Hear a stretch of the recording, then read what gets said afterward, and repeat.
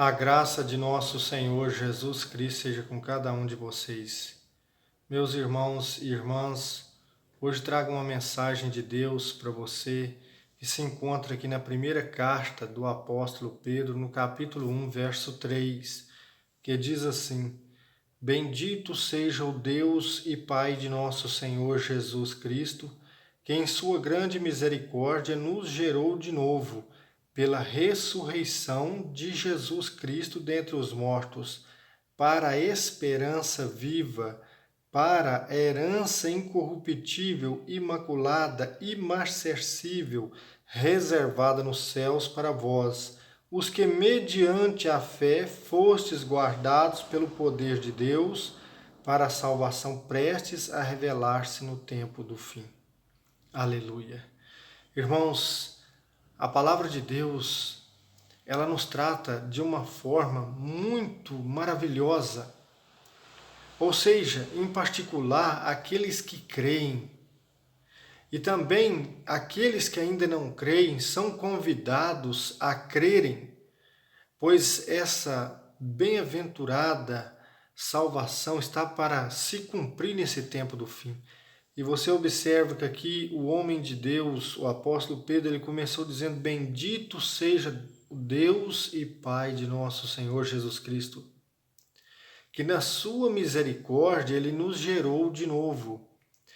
Veja que uma mulher, ela quando está grávida, ela está gerando no seu seio uma criança, seja um menino ou uma menina. Mas aqui o apóstolo Pedro fala sob a ação do Espírito Santo, que pela misericórdia de Deus, ele nos regenerou de novo pela ressurreição de seu Filho Jesus Cristo, que ele ressuscitou dos mortos. Então veja que, mediante a fé em Jesus Cristo, todos aqueles que confessam a Jesus como seu Senhor e Salvador e são batizados, essas pessoas, mediante a ressurreição de Cristo, elas são regeneradas de novo, ou seja, elas nascem de novo. E agora, uma vez que eu, você e todo aquele que crê, se creu hoje, se abraçou esta fé hoje, de todo o coração, se houve entrega, se houve arrependimento, então, Deus, que é conhecedor dos corações, Deus acolhe. E quando a pessoa ela se entrega ao Senhor Jesus, Deus, na sua infinita misericórdia, ele regenera essa pessoa, esse homem, essa mulher, para ser uma nova criatura. E sendo agora uma nova criatura, a palavra de Deus vai chamar esta pessoa de Filho de Deus. É o que nós encontramos aqui, irmãos, em Romanos capítulo 8. Vamos abrir aqui em Romanos 8, que vai dizer assim, no verso 17, Romanos 8, 17, 16 e 17. O próprio Espírito se une ao nosso espírito para testemunhar que somos filhos de Deus. E se somos filhos, somos também herdeiros, herdeiros de Deus e co-herdeiros de Cristo, pois sofremos com Ele para também com Ele sermos glorificados. Aleluia, glória a Deus. Irmãos, veja que a palavra está mostrando que nós somos herdeiros de Deus e co-herdeiros de Cristo, porque a palavra de Deus, ela testifica, o Espírito Santo de Deus, ele testifica com o nosso espírito que nós somos filhos de Deus. E por isso ele clama nos nossos corações, Abba Pai, que quer dizer papaizinho. Por isso, irmãos, hoje eu quero falar com você que você tem uma herança. Todos nós aqui nessa terra, quando os nossos pais morrem, eles deixam uma herança, seja pouca coisa, seja muito, não importa a quantidade, mas geralmente sempre deixa alguma coisa de herança para os filhos. E nós trabalhamos para também, quando chegar a nossa partida, o que nós tivermos adquirido com a bênção de Deus fique para herança aqui para os nossos filhos, netos e assim por diante. Então veja que a palavra de Deus está mostrando que há uma herança para o povo de Deus, para aqueles que se tornaram filhos de Deus. Aqueles que se tornaram filhos de Deus por meio da fé. Esses que receberam a Cristo Jesus crucificado, morto e ressuscitado, esses que receberam se tornaram filhos de Deus e, portanto, são herdeiros de Deus e co-herdeiros de Cristo. Aleluia! Irmão, veja que aqui Pedro ele está dizendo que é para uma herança viva, uma esperança viva e uma herança incorruptível. Veja que essa herança terrena que nós recebemos, que as pessoas recebem, é uma herança corruptível. Bens corruptíveis. Mas a herança que Deus nos dá em Cristo, ela é eterna. Veja o que diz aqui o texto de Hebreus capítulo 9, verso 15. Eis porque ele é mediador de uma nova aliança, de um novo testamento. Sua morte aconteceu para o resgate das transgressões cometidas no regime da primeira aliança, e por isso aqueles que são chamados recebem herança eterna que foi prometida. Com efeito, onde existe testamento, é necessário que se constate a morte do testador. O testamento, de fato, só tem valor no caso de morte. Nada vale enquanto o testador estiver vivo. Veja, irmãos, que um testamento ele só tem valor quando o testador morre. Assim é com os homens, não é diferente. Quando alguém faz um testamento e este alguém ainda vive, os herdeiros ainda não entram de posse da herança, porque o testador ainda vive. Mas Cristo Jesus, inaugurando o reino de Deus, ele trazendo um novo testamento, uma nova aliança, ele morre e o seu sangue é derramado para inaugurar esse novo testamento, essa nova aliança. Portanto, irmãos, nós somos co-herdeiros de Cristo. Nós somos herdeiros de Deus e co-herdeiros de Cristo. Você observa que ele, Jesus Cristo, se fez mediador de uma nova aliança.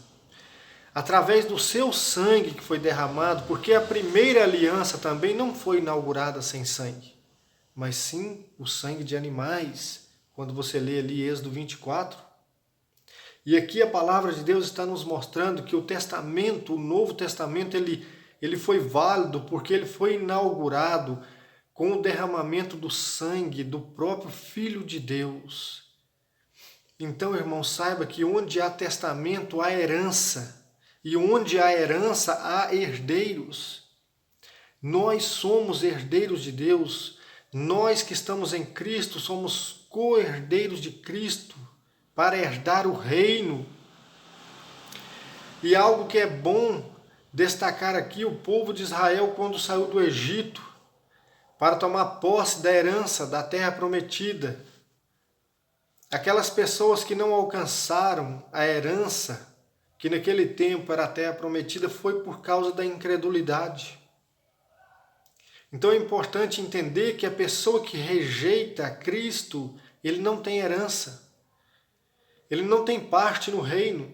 Quando você lê João capítulo 3, versos 35 e 36, o Senhor Jesus ali diz: o Pai ama o Filho e tudo entregou em suas mãos.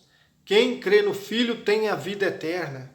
Quem não crê no Filho, quem se recusa a crer no Filho, não verá a vida. Pelo contrário, a ira de Deus permanece sobre ele. Então, irmãos, quem crê entra de posse da herança eterna. Mas quem se recusa a crer, a ira de Deus está sobre ele. Então é preciso crer em Jesus. É preciso ser batizado em Jesus.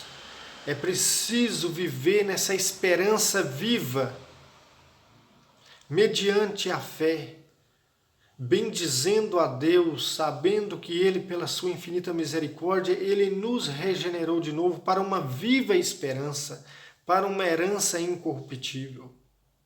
Irmãos, isso é muito forte, e a palavra de Deus, ela testifica, o próprio Espírito de Deus, como vimos Romanos 8, verso 16 e 17, o próprio Espírito de Deus, ele testifica com o nosso espírito, ele clama, Abba, Pai, papaizinho, porque nós somos filhos de Deus pela fé em Cristo.